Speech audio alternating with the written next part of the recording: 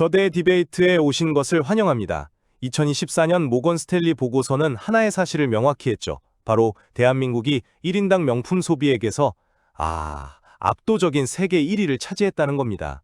하지만 바로 그해 2030 세대의 개인 회생 신청 건수는 역대 최고치를 경신했습니다.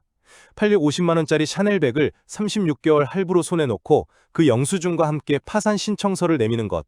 이게 바로 2025년 대한민국의 좀 서글픈 자화상이 아닐까 싶은데요. 오늘 우리가 던질 질문은 바로 이겁니다. 이 감당 못할 수비는 희망의 사다리가 끊긴 사회가 개인을 벼랑 끝으로 내몬 구조적 비극일까요? 아니면 본질적으로 개인의 재정적 무책임과 허영심이 빚어낸 선택의 결과일까요?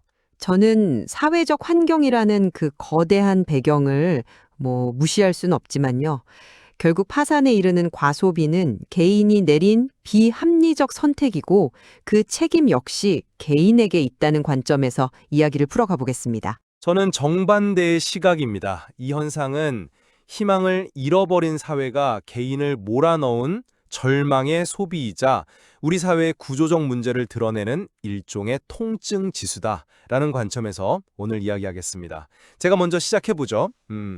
이 문제를 단순히 몇몇 젊은이들의 허영심이나 사치로 치부하기에는요, 그 규모가 너무나 거대하고 현상이 너무나 보편적입니다. 이건 개인의 일탈이 아니라 시스템의 실패를 가리키는 명백한 지표라고 봅니다. 가장 큰 원인은 자료에서도 지적하듯 희망의 사다리가 끊어진 사회에 있거든요. 2024년 통계 기준으로 평범한 직장인이 월급을 정말 한 푼도 쓰지 않고 모아도 서울의 아파트 한 채를 사는데 15년이 걸린다고 합니다. 아니, 이게 현실적으로 가능한 이야기일까요? 근로소득의 가치는 땅에 떨어지고 자산소득과의 격차는 못 따라잡을 수 없을 만큼 벌어졌죠. 미래가 현재보다 나을 것이라는 믿음이 사라진 사회에서 불확실한 미래를 위해 현재의 즐거움을 희생하는 건 어쩌면 어리석은 일이 되어버린 겁니다. 그러니까 어차피 집은 못 사, 차라리 오늘을 즐기자는 식의 홧김 소비 혹은 욜로 소비가 나타나는 거죠. 어찌 보면 미래 가치를 현재로 최대한 땡겨 쓰는 그들 나름의 합리적 선택일 수도 있다는 뜻입니다. 네, 합리적 선택이라는 표현에는 저도 좀 동의하기가 어렵네요. 물론 말씀하신 사회 구조적인 절망감, 부동산 가격 폭등 같은 문제들이 개인의 소비 심리에 영향을 미친다는 점은 저도 깊이 공감합니다. 하지만 모든 책임을 사회 시스템에 돌리는 건 개인의 주체성과 책임의식을 완전히 삭제해버리는 좀 위험한 발상이라고 생각해요. 같은 하늘 아래 동일한 사회 구조 속에서 살아가는 수많은 2030들이 있지 않습니까?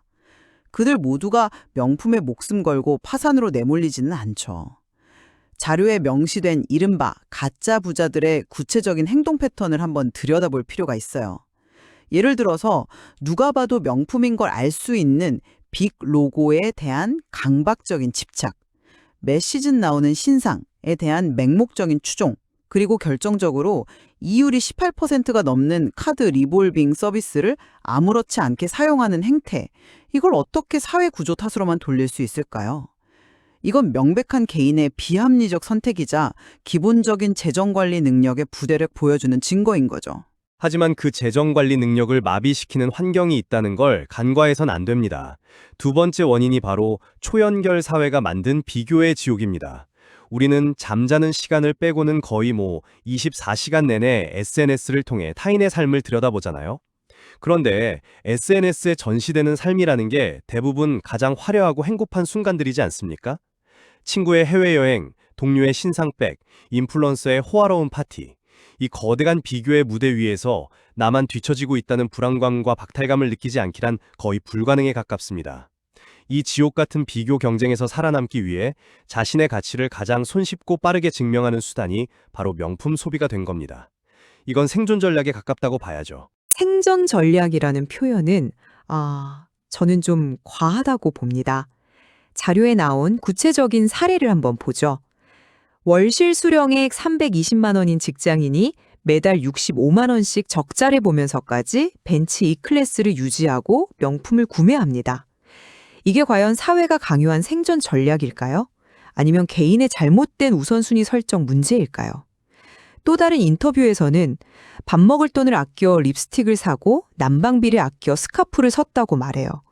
이건 사회적 압박을 넘어선 거의 병리적인 집착 수준으로 보입니다. 우리는 어려운 환경 속에서도 자신의 분수를 지키면서 건전하게 삶을 꾸려가는 그 대다수의 평범한 사람들의 존재를 잊어서는 안 됩니다. 그들의 노력과 선택을 무의미하게 만드는 발언일 수도 있거든요. 바로 그 지점에서 우리의 첫 번째 핵심 쟁점이 드러나는 것 같습니다. 과연 이 소비의 본질이 무엇인가? 절망의 탈출구인가? 아니면 말씀하신 대로 허영의 갑옷인가 하는 문제죠. 자료에 등장하는 이 대리의 사례를 좀 더 깊이 들여다보죠. 그에게 자동차는 단순한 이동수단이 아니라 명함이었고 시계는 갑옷이었습니다. 왜 그에게 그런 것들이 필요했을까요? 노동의 가치가 존중받지 못하고 월급만으로는 더 이상 계층 이동이 불가능하다고 여겨지는 사회에서 값비싼 물건들은 나를 함부로 대하지 못하게 만드는 최소한의 방어기제가 되는 겁니다. 미래에 대한 희망이 보이지 않을 때 소비는 개인이 유일하게 통제할 수 있고 즉각적인 만족감과 성취감을 주는 거의 유일한 탈출구 역할을 하는 셈이죠. 물론 그 방어기제라는 표현이 와닿기는 합니다. 무시당하고 싶지 않은 마음, 네, 이해합니다. 하지만 저는 그 갑옷이 필요하다는 생각 자체가 어디서 비롯되었는지를 봐야 한다고 생각해요. 결국 타인의 시선에 나를 온전히 맡겨버리는 낮은 자존감의 발현 아닐까요? 문제의 근원은 사회가 아니라 개인의 내면에 있다는 겁니다. 자료에 묘사된 가짜 부자들의 다른 특징들을 보면 이 점이 더 명확해지거든요. 약자에게는 강하고 강자에게는 약한 태도를 보인다거나 정작 부모님 용돈들을 돈은 없으면서 SNS에 올리기 위해 현금 케이크를 주문하는 보여주기식 효도 같은 행동들이요. 이건 절망에 빠진 사람의 생존 전략이라기보다는 내면의 깊은 결핍을 외부의 과시로 채우려는 개인적 허영의 문제임을 명확히 보여주는 대목입니다. 이건 생존이 아니라 자기 기만인 거죠. 그 낮은 자존감은 그럼 어디서 왔을까요? 하늘에서 뚝 떨어졌을까요? 저는 그 역시 끊임없이 경쟁을 부추기고 사람을 등급 매기는 우리 사회가 만들어낸 결과물이라고 봅니다. 개인의 심리적 취약성을 탓하기 전에 그 취약성을 정교하게 파고들어서 이윤을 창출하는 거대한 산업 구조를 봐야 합니다. 자료에서 언급된 SNAK 현상이 바로 그 증거입니다. 이게 뭐냐면 SNS, 인플루언서, 알고리즘, 새로운 결제 방식, 그리고 경험 공유가 뱀처럼 따리를 틀고 개인의 지갑을 노리는 현상을 말하는데요. 아, 그 SNAK 현상이요. 소비를 부추기는 5가지 요소의 약자군요. 맞습니다. 인스타그램 피드를 한번 생각해 보세요. 인플루언서가 멋진 가방을 메고 찍은 사진을 보고 좋아요를 누르는 순간 AI 알고리즘은 즉시 저를 타겟으로 삼아서 비슷한 상품 광고를 쏟아냅니다. 광고를 클릭하면 선구매, 후지불, BNPL 서비스가 일단 사고 결제는 나중에 하세요라고 유혹하죠. 그렇게 구매한 상품을 다시 SNS에 올려 과시하고 그 경험이 또 다른 누군가의 소비를 자극하는 이 거대한 순환고리. 이건 개인이 의지만으로 저항하기 거의 불가능한 수준의 구조적 폭력에 가깝습니다. 그 말씀은 굉장히 흥미롭네요. 확실히 현대의 마케팅이 과거와는 비교할 수 없을 정도로 교묘하고 강력해졌다는 점은 인정합니다. 하지만 그렇다고 해서 개인의 책임이 완전히 사라지는 걸까요? 이것이 바로 두 번째 쟁점, 즉 책임의 소재와 해결의 주체는 과연 사회인가 개인인가 하는 문제로 이어집니다. SNAK 모든 결국 마지막에 결제하기 버튼을 누르는 건 본인의 손가락입니다. 문제의 원인이 아무리 복합적이라 해도 해결의 시작은 결국 개인의 각성일 수밖에 없어요. 자료에서 제시된 해결책들을 한번 보시죠. 가짜 부자 손절매, 자산과 부채 구분하기, SNS 다이어트, 전부 다 개인적 차원의 노력을 촉구하고 있습니다. 이건 문제 해결의 열쇠가 결국 개인의 의지와 선택에 달려있다는 걸 인정한 것 아닐까요? 그 해결책들이 틀렸다는 게 아닙니다. 다만 이미 재정적, 심리적으로 벼랑 끝에 몰린 사람들에게는 너무나 가혹하고 비현실적인 요구라는 거죠. 한번 생각해 보세요. 소비를 부추기는 친구들과의 관계를 끊어라. SNS를 중단해라. 이건 사실상 사회적 고립을 감소하라는 말과 같습니다. 인간은 사회적 동물인데 그 모든 연결을 끊고 혼자 굳건해지라는 게 과연 쉬운 일일까요? 근본적으로 기회의 균등을 보장하고 실패에도 다시 일어설 수 있는 사회 안전망을 확충하는 등의 구조적 변화 없이 개인의 의지만을 탓하는 건 벼랑 끝에 선 사람에게 뛰어내리지 않을 강한 의지를 보여라고 소리치는 것과 다를 바 없습니다. 무책임한 처사죠. 저는 그 비유가 조금은 과하다고 봅니다. 구조적 해결을 기다리는 동안 개인의 삶이 완전히 파탄나도 괜찮다는 말처럼 들릴 수도 있거든요. 사회가 바뀌기를 기다리는 동안 내 통장은 마이너스가 되고 신용불량자가 되어도 괜찮다는 건 아니지 않습니까? 자료에 나온 그 충격적인 사진, 850만 원짜리 샤넬백 영수증과 그 옆에 놓인 남은 카드 한도 12,000원. 이건 시스템의 실패를 논하기 이전에 명백한 개인의 계산 착오입니다. 구체적인 숫자의 문제죠. 개인이 자신의 재정 상태를 냉정하게 인지하고 감당할 수 없는 소비의 고리를 끊어내는 행위는 사회 구조와 상관없이 개인이 반드시 해야 할 최소한의 책임 아닐까요?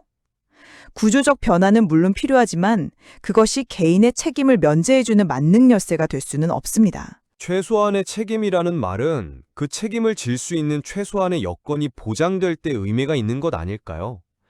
당장 월세 내기도 벅찬 청년에게 자산과 부채를 구분하라는 조언이 얼마나 공허하게 들릴지 생각해 봐야 합니다. 부채밖에 없는 사람에게 그게 무슨 의미가 있겠습니까? 먼저는 청년들이 미래를 꿈꿀 수 있는 사회, 노동의 대가가 정당하게 보상받는 사회를 만드는 것이 우선되어야 합니다.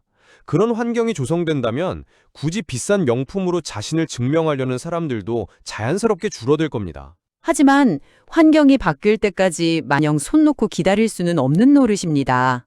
자료의 마지막 조언이 의미심장하다고 생각해요. 소비자가 아닌 주주가 되라.